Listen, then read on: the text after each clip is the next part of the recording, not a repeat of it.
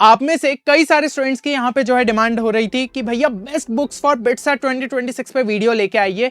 तो यहाँ पे जो है मैं आपके लिए वीडियो ला चुका हूँ, जहाँ पे हम देखेंगे कि अभी प्रिपरेशन के लिए आपको कौन कौन सी बुक्स को यहाँ पे रेफर करना चाहिए, क्योंकि अगर आप जो है गलत बुक्स को यहाँ पे देखोगे तो आपकी बिट्सैट की प्रिपरेशन बिगड़ भी सकती है। और अगर आप इस चैनल पे नए हो तो इसे सब्सक्राइब जरूर कर लेना, क्योंकि बिट्सैट रिलेटेड सबसे ज्यादा जो रेलिवेंट कंटेंट आपको यूट्यूब पे देखने को मिलेगा वो इसी चैनल पे देखने को मिलेगा। और पिछले 5 सालों से हम स्टूडेंट्स को ट्रेन करते आ रहे और कई सारे स्टूडेंट्स जो है यहाँ पे बिट्स पिलानी के कैंपसेस में भी पढ़ रहे, तो आप भी जो है इस मौके को मिस नहीं करना चाहोगे।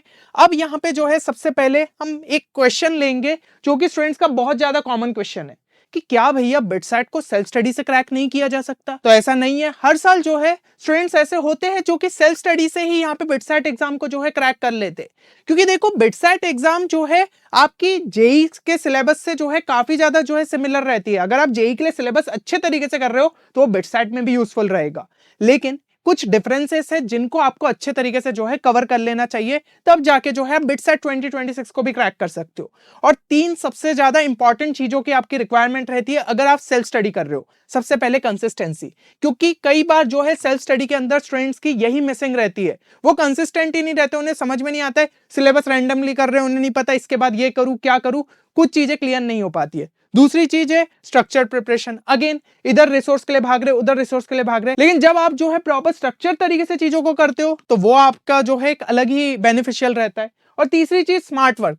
अब यार ये स्मार्ट वर्क जो है ना कभी कभी हम खुद से नहीं कर पाते, क्योंकि बिट्सैट में स्पीड की बहुत ज्यादा रिक्वायरमेंट रहती है, तो आपको समझ में आना चाहिए क्वेश्चन को और जल्दी कैसे अप्रोच कर सकते, कौन सी गलती अवॉइड करनी है। तो ये सब चीजों को ही देखते हुए टीम ऑफ बिट्सियंस ने आपके लिए डिजाइन किया है बिट्सैट क्रैश कोर्स, जो कि अभी रिसेंटली लॉन्च हुआ है और ओरिएंटेशन सेशन आपका 9 जनवरी को है। तो मेरे हिसाब से आप इस मौके को मिस नहीं करना चाहोगे कि एक स्ट्रक्चर्ड कोर्स जहां पे आपकी सभी चीजें कवर है, सारे सब्जेक्ट्स भी कवर है, और यहाँ पे video lectures, DPP, question bank, short note, mock test, live session, सब कुछ आपको एक ही जगह पे जो है देखने को मिल जाएगा। इवन जो आपका डिलीटेड सिलेबस है वो भी कवर्ड अप है, और कई सारी शॉर्ट ट्रिक्स बताई गई है जिसके थ्रू आपकी स्पीड इंप्रूव हो सकती है। तो इस कोर्स में एनरोल करने के लिए आप इस वेबसाइट पे जो है विजिट कर सकते हैं www.10qchallenge.in। फिर भी कोर्स रिलेटेड अगर कोई भी क्वेरी है ना तो आप जो है यहाँ पे गिवन नंबर पे हमारी टीम को जो है कॉल भी कर सकते हैं। बाकी आप डिस्क्रिप्शन भी जरूर से चेक करें जहां पे कंप्लीट इंफॉर्मेशन है कोर्स के बारे में। अब यहाँ पे हम जो है बात करते हैं एक एक सब्जेक्ट के लिए कि कौन कौन सी बुक्स आपके लिए इंपॉर्टेंट हो जाती है। फिजिक्स के लिए सबसे पहले थ्योरी के लिए अगर मैं बात करूं, एनसीईआरटी की एक टाइम की रीडिंग जरूर से दो। देखो यहाँ पे बिट्सैट के ब्रोशर में क्लियरली मेंशन्ड है कि चीजें जो है सिलेबस आपका एनसीईआरटी ओरिएंटेड रहेगा। तो एनसीईआरटी में कभी कभी कुछ ऐसे थ्योरेटिकल पॉइंट्स रहते हैं जहां पे क्वेश्चन पूछ लिए जाते हैं बिट्सैट एग्जाम में, तो मेरे हिसाब से एक टाइम की रीडिंग आप जो है जरूर से दे सकते हो। फिर एससीबी से जो है आप एक बार जो है थ्योरी पढ़ लो, वैसे भी उसमें जो है ऐसे बहुत ज्यादा थ्योरी नहीं दी, तो जो चीजें आपको लग रहा होगा कि एनसीईआरटी में ऑलरेडी कवर अप है उसको स्किप करते जाओ और उसके बाद जो है एससीबी को यहाँ पे देख सकते हो। और फाइनली अगर कोई टॉपिक्स आपको बहुत अच्छे से क्लियर नहीं हो पाए एससीबी से भी, तो आप डीसी पांडे को रेफर कर सकते हो जहां पे कई सारे इलस्ट्रेशंस दिए। तो ये टेक्निक के थ्रू आपकी थ्योरी एक अच्छे लेवल पे जो है फिजिक्स के लिए स्ट्रांग हो जाएगी। इसके बाद अगर मैं जो है क्वेश्चन सॉल्विंग की बात करूं तो एनसीईआरटी एग्जाम्पलर जो है जरूर से करके जाइए, कई सारे क्वेश्चन हमें सिमिलर देखने को मिल जाते हैं बिट्सैट एग्जाम में। इसके अलावा एससीबी के वर्कड आउट एग्जांपल आप देख सकते हो, ऑब्जेक्टिव 1 एंड 2, डीसी पांडे के जो है सॉल्व्ड एग्जांपल्स आप देख सकते हैं, तो इससे आपको जो है क्वेश्चन सॉल्विंग अप्रोच और अच्छे से क्लियर हो जाता है। और इन केस अगर आपके पास टाइम बचता है तो जेईई मेंस 2023 और 2024 के पीवाईक्यूज लगा सकते हो, ये एकदम लास्ट ऑप्शन, पहले तो इनको ही जो है एटलीस्ट आप यहाँ पे टारगेट करो। अब हम जो है नेक्स्ट सब्जेक्ट की बात करें तो दैट इज केमिस्ट्री। केमिस्ट्री में थ्योरी के लिए भाई एनसीईआरटी मोर देन सफिशिएंट है, एटलीस्ट 2 बार जो है अच्छे से रीडिंग यहाँ पे दे दो। बाकी अगर आप जो है कोई कोचिंग ज्वाइन करिए तो उसके भी आप कोचिंग नोट्स रेफर कर सकते हो, है ना।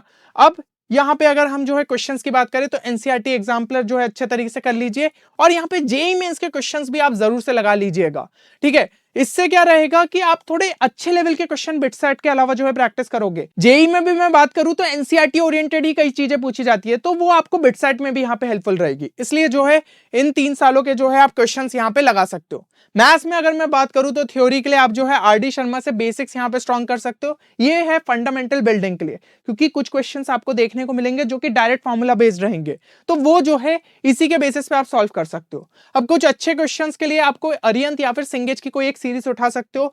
अगर आपके पास टाइम उतना नहीं है तो सिंगेज की जगह आप अरिहंत से ही जो है देखिए, वहां से आपको कॉन्सेप्चुअल अंडरस्टैंडिंग मिल जाएगी और कुछ जो इंपॉर्टेंट प्रॉपर्टीज और रिजल्ट्स रहते वो आपको इस बुक के थ्रू जो है देखने को मिल जाएंगे। फिर इसके बाद अगर हम जो क्वेश्चन सॉल्विंग की बात करें तो एनसीईआरटी एग्जाम्पलर लगाना है, इसके लिए भी आर.डी. शर्मा ऑब्जेक्टिव बुक आप रेफर कर सकते हो फॉर मोर क्वेश्चन सॉल्विंग, और अरिहंत की बुक के लेवल 1 के एमसीक्यूज आप देख सकते हो। अगेन टाइम आपके पास बचता है तो 2019 टू 21 के जो है आप पीवाईक्यूज जेईई मेंस के देख सकते हो, क्योंकि वो जो है थोड़े इजियर लेवल पे थे, है ना, फिर भी बिटसेट से ऊपर ही है, लेकिन यहाँ पे जो है थोड़े इजियर लेवल के क्वेश्चन आपको जो है प्रैक्टिस होंगे तो आपकी जो है स्पीड और अच्छी हो सकती है। लेकिन फिर से पहले इन 3 पे ही फोकस करिए, टाइम बचता है तो ही इसको जो है देखिएगा। चलो मेरे हिसाब से यहाँ पे सभी बुक्स जो है आपको क्लियर हो गई होगी। अब कुछ एक्स्ट्रा पॉइंट्स जो कि आपको यहाँ पे ध्यान रखना है, जो भी चीजें पढ़ रहे हो उसके साथ भाई शॉर्ट नोट्स बनाते हुए चलो, ताकि लास्ट टाइम में जो है रिवीजन के लिए चीजें हेल्पफुल रहे। हम यहाँ पे कोर्स में भी स्टूडेंट्स को बोलते आ रहे हैं कि आप अपने शॉर्ट नोट्स प्रिपेयर करो, हमने भी जो है उनको यहाँ पे शॉर्ट नोट्स अलग से भी दे दिए ताकि वो जो है टाइमली बेसिस पर रिवीजन करते रहे।